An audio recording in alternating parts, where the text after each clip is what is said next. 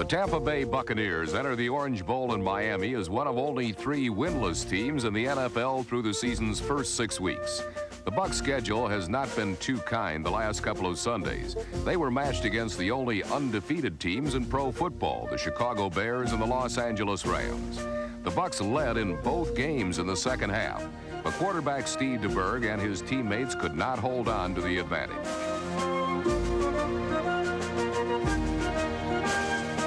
The opponent today is the Miami Dolphins, one of the league's toughest and most explosive offensive teams. Quarterback Dan Marino is not having the kind of season he had a year ago, but number 13 is still considered by many to be the best there is at his position in the game today. Marino's gun can put a charge into Miami's offense at any time, particularly against the Bucs defense that has surrendered 30 or more points in every game but one. Miami coach Don Shula can't wait to get this one started. The Dolphins were losers in their previous game for only the second time this year. And you just know that the intensity rages fiercely inside the Dolphins' head man. This game appears to be one of the season's biggest mismatches. A team many expect to contend for a return trip to the Super Bowl with the Cadillac of quarterbacks and the Rolls-Royce of coaches, against a team struggling to win its first game of the year under its new head coach. But a mismatch this would not be. Instead, it would produce one of the most thrilling games of the 1985 season. For bragging rights in the state of Florida, it's the Tampa Bay Buccaneers and the Miami Dolphins on the NFL Game of the Week.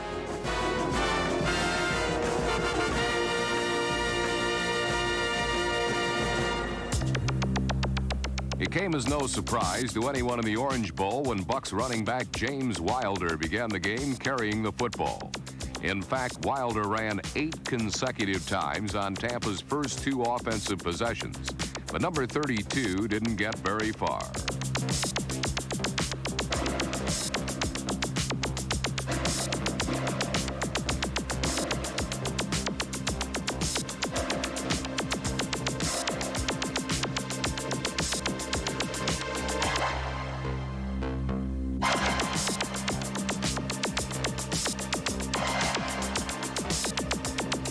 Wilder's workhorse load produced only 1 first down as the Dolphins' defense, normally vulnerable to the running game, rose up to meet the challenge.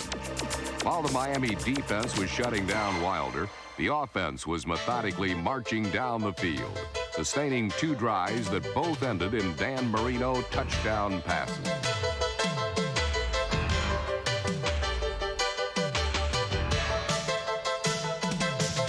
First came with only 4 minutes gone in the opening quarter. A 16-yard strike to a wide-open Nat Moore, number 89.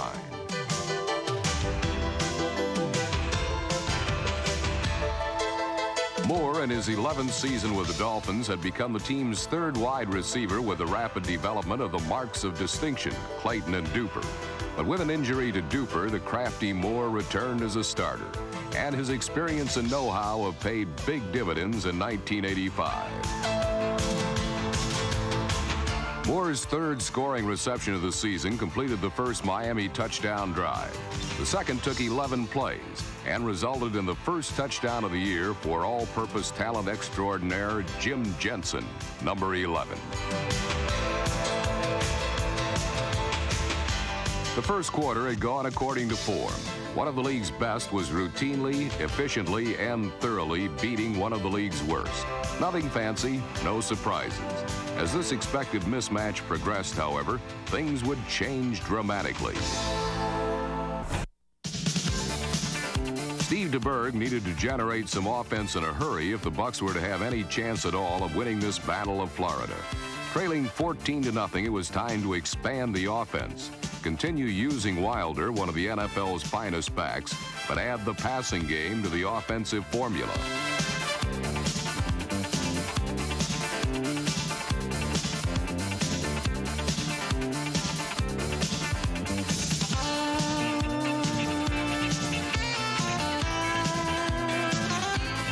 The recipe worked to perfection. Two DeBerg passes to tight end Jerry Bell, number 82, loosened up Miami's run-conscious defense and gave Wilder the room he needed.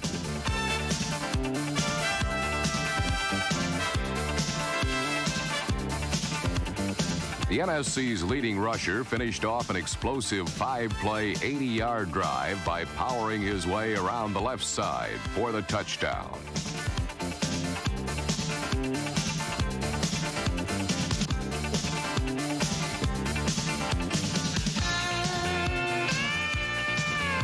The 10-yard burst halved Miami's advantage. Less than a minute into the second period, the Bucs now trailed 14-7. They had responded with a neatly conceived, brilliantly executed mix of passing and running. And it was only fitting that Wilder, who would end the day as the NFL's top ground gainer, scored the touchdown that got Tampa on the board. The Bucs offense had broken through. Now their defense had to turn it up a notch. Both of Miami's possessions had resulted in touchdowns. The Buc had to stop there. But Don Shula has a rookie running back whose overall skills as a runner and receiver may soon parallel those of James Wilder. First-round draft choice Lorenzo Hampton, number 27, was the main weapon in yet a third Miami scoring march as he caught and ran for more than half of the Dolphins' total of 80 yards.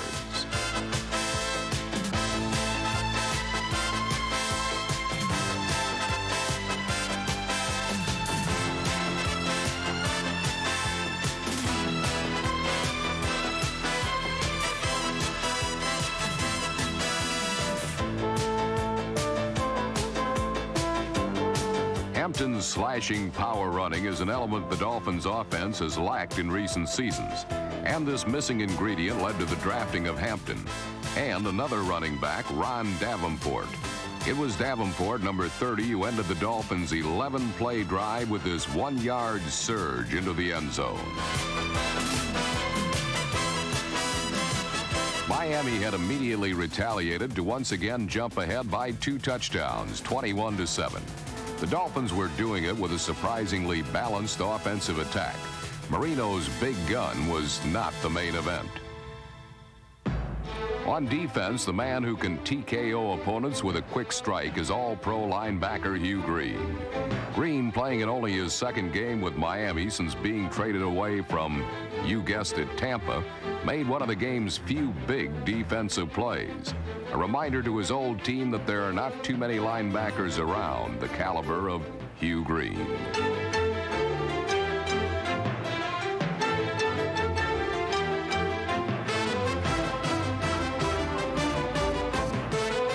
Green's interception set up a Dolphins field goal, and midway through the second quarter, Miami led 24-7 in what was turning into a rout. The Bucs had played this scene before in 1985, and it was not getting any easier to handle. There was little sign of life, and a 7th straight loss appeared to be just a matter of time. But the Bucs refused to quit. With 2 minutes left until halftime, DeBerg directed his offense on a drive that would produce a touchdown. The highlight was pinpoint passing by the Tampa quarterback into the teeth of the Dolphins' zone defense.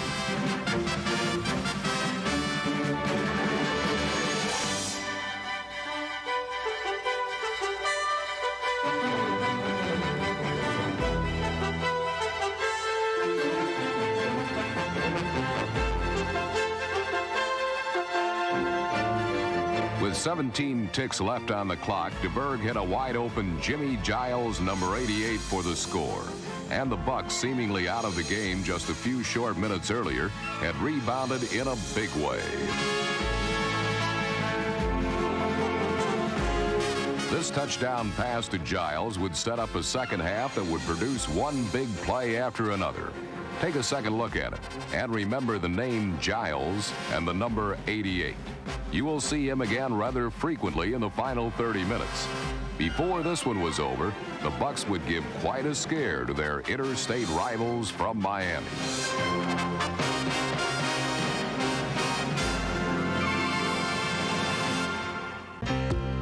Dan Marino was champing at the bit to get things started as the third period began, and who could blame him?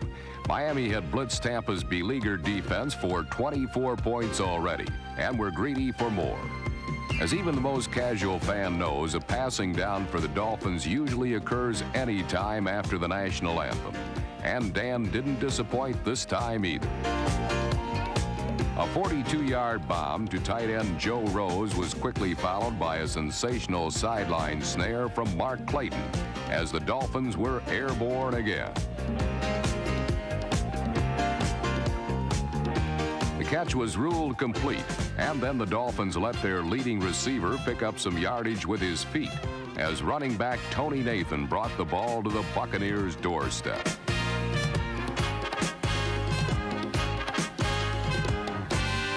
Tony was ticked over not going all the way, but his disappointment was temporary.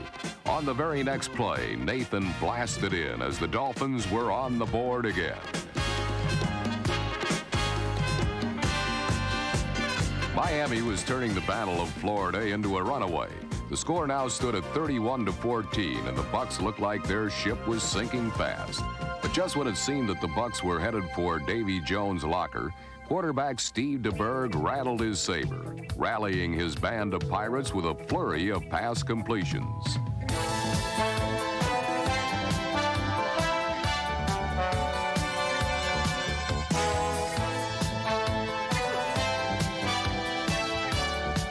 In the blink of an eye, the Bucs were into Dolphin territory.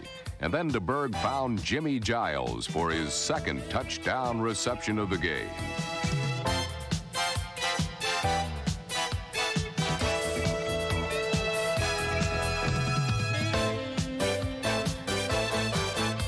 The 39-yard hookup clicked because Giles, even at a burly 240 pounds, is still much faster than the Dolphin linebackers who were trying to cover him. Once Jimmy ran his post pattern beyond their reach, it was an easy jaunt into the end zone.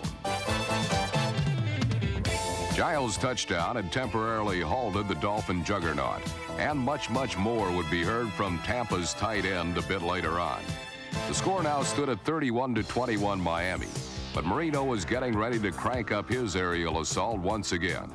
On the next possession, Dan was flinging footballs all over the lot, with Joe Rose starting things off with yet another big catch over the middle.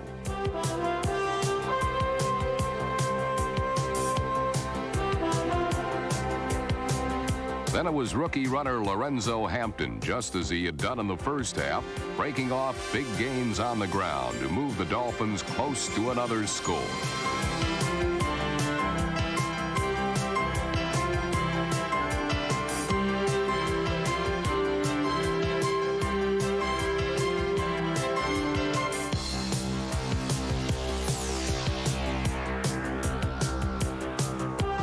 From inside the 5, Marino clicked on his third touchdown pass of the game. This one ticketed to number 84, tight end Bruce Hardy. The pattern of the game was continuing right on course. Just as the Bucs would get within tantalizing striking distance, the Dolphins would pull away with another score. The rollout by Marino to Hardy gave Miami a 17-point cushion in the battle for Sunshine State bragging rights. And as the third period ended, things looked very sunny indeed for Miami. But in the final 15 minutes, the Buccaneers would rain on Miami's parade, giving their Florida cousins a scare so harrowing that it would take all the Dolphins' might to save the day.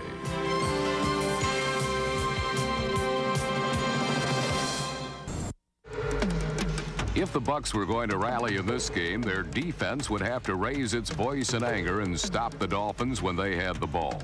Or Miami would have to make a mistake of its own. That's just what happened, as the home team committed the first of 2 costly fourth-quarter turnovers.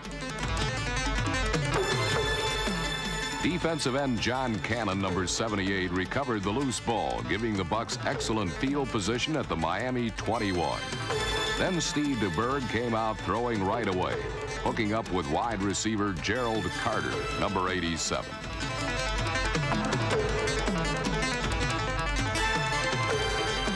DeBerg then returned to a favorite motif of his on this day, seeking out and finding Jimmy Giles for yet another touchdown to trim the Miami lead to 10.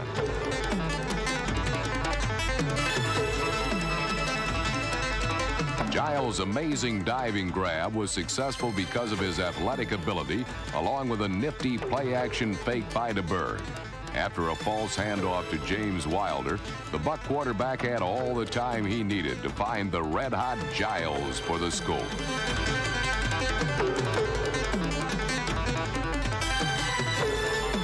It was now 38-28 Miami, but time was beginning to become a factor. Tampa needed another big play from its defense, and they soon got it. This time it didn't stem from a Miami miscue, but rather a heads-up play by linebackers Cecil Johnson and cornerback Jeremiah Castile. Together, they collaborated on the Buccaneers' first and only pass interception of the game.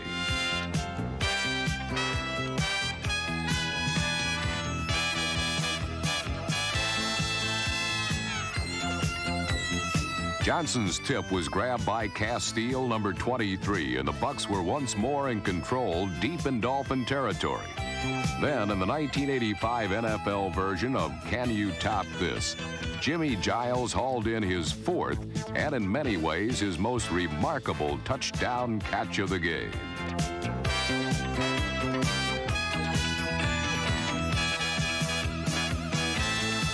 Jimmy juggled, then barreled his way over all obstacles to complete the scoring play. Giles entered the game with a season total of only 14 catches and no touchdowns. Today alone, he garnered 7 catches for 116 yards and a quartet of scores. More important, the 9-year former All-Pro had brought his struggling team to within a field goal of the defending conference champions. It was now 38-35 Miami, and Tampa would soon be threatening again. With a little over 3 minutes to play, Steve DeBerg began the Bucs' final march, a drive that he hoped would end with a game-winning score.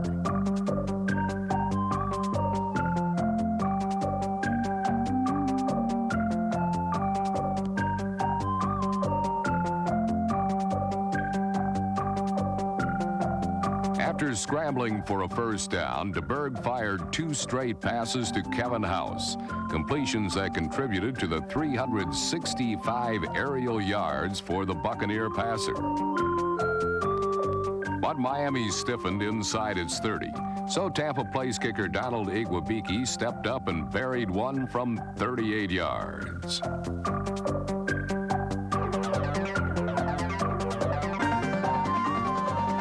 43 seconds remained, and the Bucs had done it. Tied at 38, overtime seemed to be a lead pipe cinch. But all these heroics were about to be swept aside.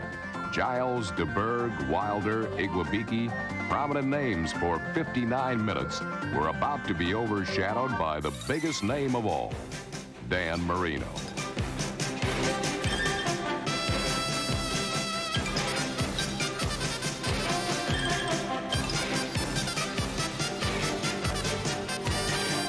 In the final moments, Marino fired 3 clutch completions, 2 of them to Tony Nathan.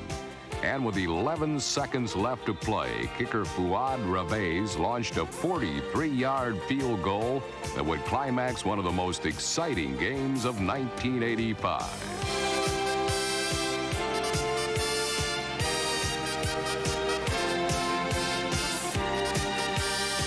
Miami had regained the lead at 41-38. But Tampa Bay was not dead yet. A Dolphin celebration was still premature. The Bucs had come off the floor so many times already that it seemed appropriate for DeBerg and company to fire one last salvo over the Dolphin broadside before surrendering. With 6 seconds to go, DeBerg heaved a 57-yard bomb that scared the wits out of the Dolphins and their fans.